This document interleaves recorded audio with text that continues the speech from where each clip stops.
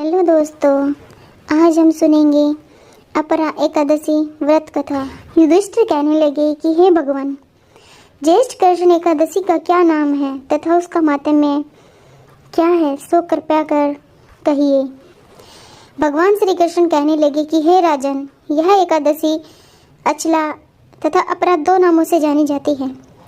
पुराणों के अनुसार ज्येष्ठ कृष्ण पक्ष की एकादशी अपरा एकादशी है, क्योंकि यह अपार धन देने वाली है। जो मनुष्य इस व्रत को करते हैं वे संसार में प्रसिद्ध हो जाते हैं।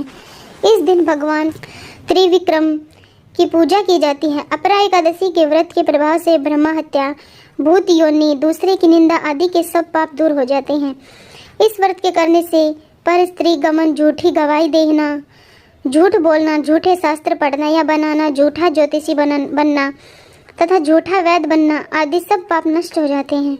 जो क्षत्रिय युद्ध से भाग जाए वे नरकगामी होते हैं, परंतु अपरा एकादशी का व्रत करने से वे भी स्वर्ग को प्राप्त होते हैं। जो शिष्य गुरु से शिक्षा ग्रहण करते हैं फिर उनकी निंदा करते हैं वे अवश्य नरक में पड़ते हैं, मगर अपरा एकादशी का व्रत करने से वे भी इस पाप से मुक्त हो जाते हैं।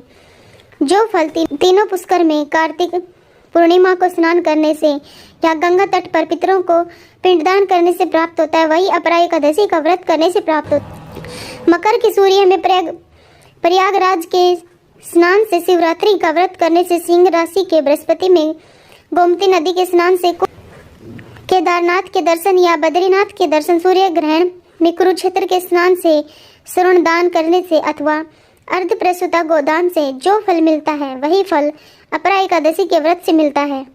यह व्रत पाप रूपी वृक्ष को काटने के लिए कुल्हाड़ी है, पाप रूपी ईंधन को जलाने के लिए अग्नि, पाप रूपी अंधकार को मिटाने के लिए सूर्य के समान, मृगों को मारने के लिए सिंह के समान।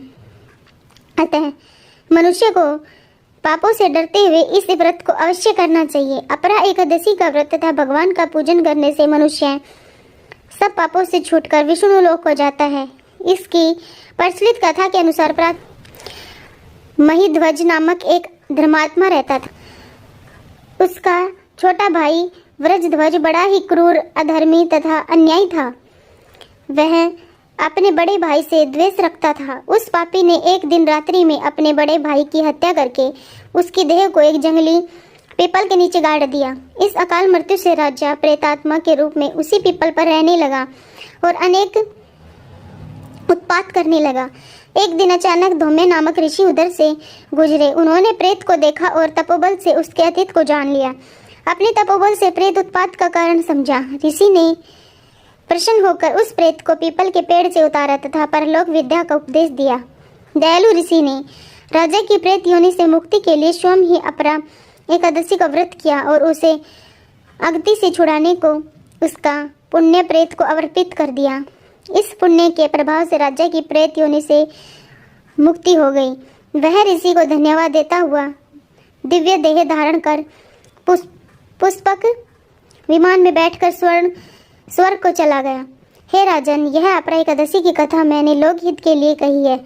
इसे पढ़ने अथवा सुनने से मनुष्य सब पापों से छूट जाता है।